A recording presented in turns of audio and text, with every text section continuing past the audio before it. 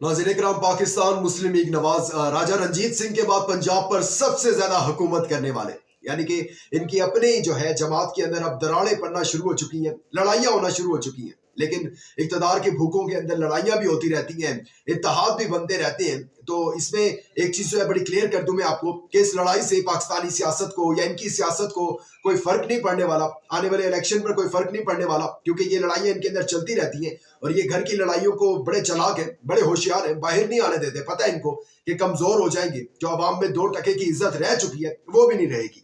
खैर, अब ये जो लड़ाई है ये है, आप जानते हैं मरियम नवाज जो है वो वली अहद है नून लीग की इस टाइम। शहबाज शरीफ वो साबका वली अहद है, नवाज शरीफ बादशाह जो कि चौथी मरतबा बादशाह बनने के ख्वाब देख रहे हैं। दोनों ही जो है उनके वजीर भी तो होते हैं ना बादशाह के फिर। और मरियम नवाज और शहबाज शरीफ जो है वो वज़ीर आला बनने की उम्मीदवार है और आमने सामने है। लड़ाई है इसी टिकटों की तकसीम पर। मरियम नवाज जो है डोमिनेट कर रही है इस टाइम, टिकटें दे रही हैं एमपी की, और चाहती है कि जब वो वज़ीर आला बने तो उनके नीचे जिनको वो टिकट दे रही हैं वही टीम काम करे। शहबाज शरीफ भी यही चाहते हैं, लेकिन हमजा शहबाज जो के साहबजादे हैं शहबाज शरीफ के, उन्होंने खामोशी तोड़ी है और कहा है कि हमारी खामोशी को जो है वो हमारी कमजोरी ना समझा जाए। आप जिन्होंने कुर्बानियां दी है पार्टी के लिए उनको आप नजरअंदाज कर रहे हैं, और नए आने जो है बंदे उनको आप टिकट्स दे रहे हैं। लेकिन जाहिर सी बात है कि हमजा शहबाज हो, शहबाज शरीफ हो, मरियम नवाज हो, या फिर चौथी बार वज़ीर आज़म बादशाह बनने के ख्वाब देखें नवाज शरीफ, तो ये सारे ख्वाब जो है वो अधूरे रह जाएंगे। इनमें से किसी एक का ख्वाब जो है वो अवाम जो है 8 फरवरी को पूरा नहीं होने देगी। इसके साथ साथ इलेक्शन कमीशन की एक और गद्दारी जो है वो भी सामने आ चुकी है, जो कि लेवल प्लेइंग फील्ड जो है नून लीग को प्रोवाइड की जा रही है, रेड कारपेट उनके सामने बिछा दिया गया, वो सामने आ चुका है। और साइफर केस जो है उसकी समाअत 11 जनवरी तक मुलतवी कर दी गई है। इस हवाले से आपको अपडेट करते हैं, लेकिन आगे बढ़ने से पहले चैनल को सब्सक्राइब करके शुक्रिया का मौका दीजिएगा, वीडियो को लाइक और शेयर लाजमी कीजिए।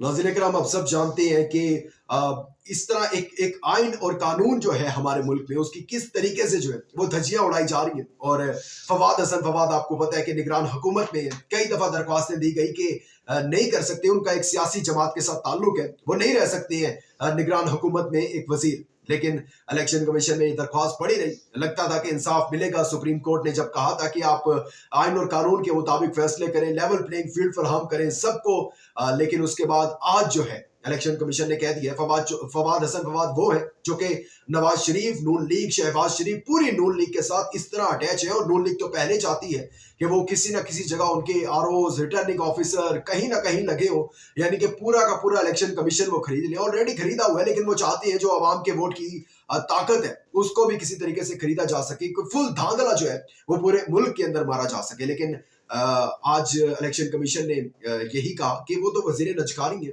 उनका क्या काम है इलेक्शन कमीशन में, या उनका क्या काम है इलेक्शन से, वो क्या धांधली कर सकते हैं। तो नहीं जी, वो वजीर रहेंगे। अगर वो पीटीआई से उनका ताल्लुक होता तो अभी जो है उनके ऊपर हम 3 MPO लगाकर उनको गिरफ्तार कर देते, नजरबंद भी कर देते, और एक SHO को बुलाकर उसकी जो है मार कुटाई करवा देते। लेकिन ये नून लीग से इनका ताल्लुक है तो माजरत चाहते हैं हम, क्योंकि इन्होंने अब बूट पॉलिश कर ली है। खैर, इस्लामाबाद हाई कोर्ट में आज जस्टिस गुल हसन की अदालत में समाअत हुई है साइफर केस की, और ये 11 जनवरी तक मुलतवी कर दी गई है। और दोनों बहनें इमरान खान साहब की मौजूद थी, अलीमा खान, उस्मा खान भी।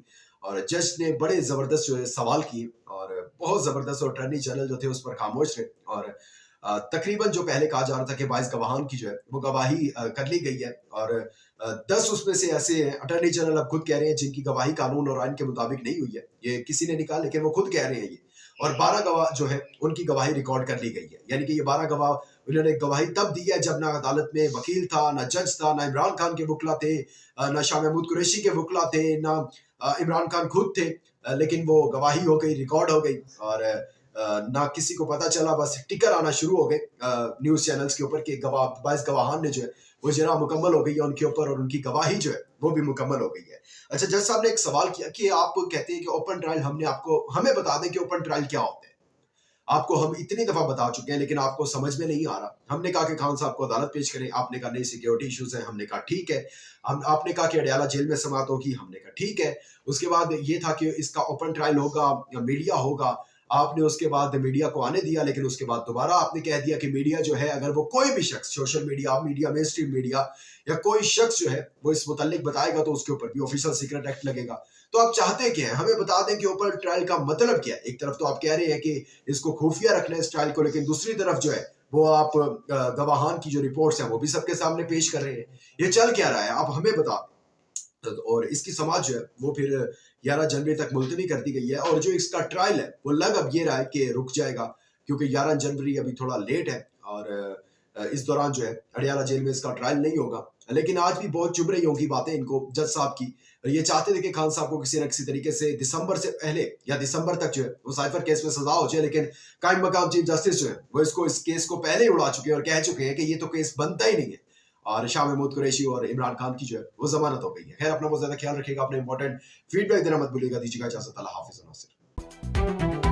For more informative videos, subscribe our channel and press the bell icon.